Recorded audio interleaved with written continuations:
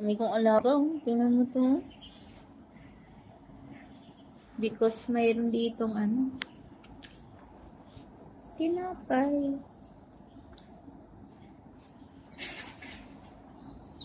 Meron din akong bagong alaga, oh. Muling nagbalik.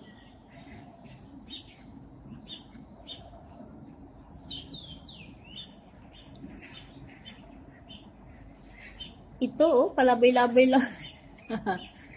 Ganitong breed, oh, palabay-labay lang dito, oh. Papunta sa... Laging pumupunta dito yung mukha, oh. Sabi niya, breed pa more. Buti na lang hindi nagtataka yung amo ko na. Bakit ubos na yung tinapay?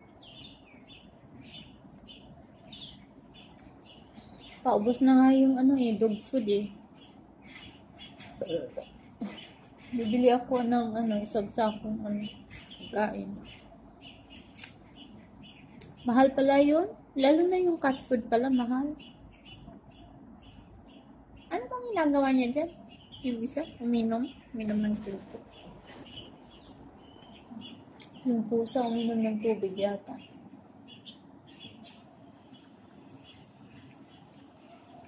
Ito, oh. Mas nauna pa to dito magantay sa labas.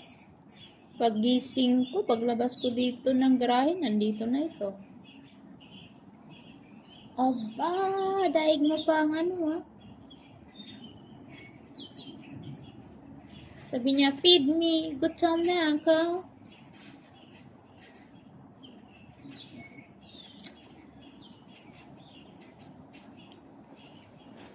Gutom na ako.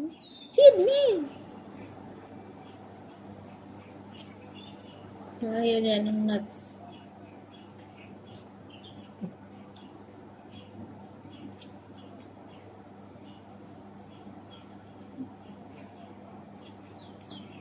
Kaya pala nagpakita yung pusa kasi buntis na naman. Pero hindi ko nakita yung mga niya, kuting.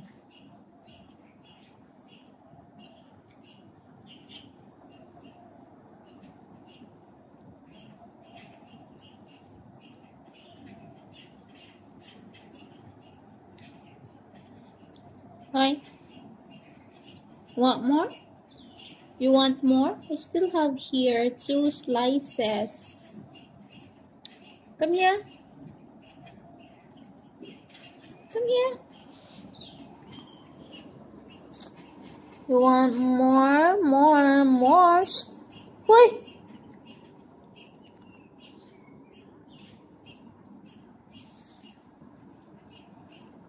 Diba? Parang ka talagang dito, no? Naka-program na yan sa isipan mo na morning, punta ka dito.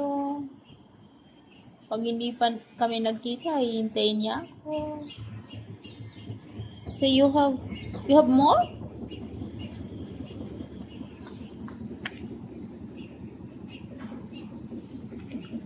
Do you have more? Sabi niya, do you have more? Hindi ka man lang naghilamos, bebe. Nandiyan na yung napagkaklingi na pusa. Ayan, ang laki na ng check, grabe. Buntis na naman. See? Gusto kitang ampunin, kaso ayaw ng mga tao dito ng pusa eh. Nagano nga lang ako. Anong tawag dito? Pumupuslit nga lang ako ng pagkain para sa inyo eh. Isa din ito. Bigyan nga natin yung pusa. Kawawa naman. Ikaw, nakatatlong piraso ka na. Oh, ito. Kain ka na. Kain. Ayaw mo? Kain. Kain na, oh. Bread. Bread na, oh. Ang pangalan nito ay... Anong pangalan nito? Ayaw na kumain. Oh, ayaw mo? Oh, nandiyan, oh. Nandiyan. Ito sabi niya, napakalambing talaga. Sabi niya, feed me. I'm hungry, you know. I'm having a baby. I am priggy, you know? Just feed me, please. Yeah, I saw you in the bench there. In the balcony, in the terrace pala. Sa'yo na lang to. Ayaw niyang kumain kasi gusto niyang magpapa lambing-lambing. Mga anak ka na ba? Maliit pa naman yan. Siguro mga ilang araw, ilang ano pa, weeks. Yun ang pangarap ko lang magkaroon ng mga shelter ng mga stray animals. Kagaya ng mga ganito pusa, mga aso. Pero mas more on pusa ako eh. Kasi yung pusa, di mo kailangang i-walking. Diyan lang yan sa mga lugar ninyo. Lagyan mo lang ng buhangin. Yung aso kasi, kailangan mo pang i-walking. Yung pusa, lagi lang na yan nasa taas. Hindi naman yan marumi. Lagi naglilinis. Makapusa kasi ako kaysa makaaso, pero mula nang nandito ako, may alaga akong aso dati, golden retriever, at saka itong kaibigan niya ito, parang inampun ko na rin ito eh, kasi na-miss ko yung aso namin dati. Yan, nagpapaampo na rin dito. Yan. Tingnan mo tong isa. Ayan, gutom ka na ba?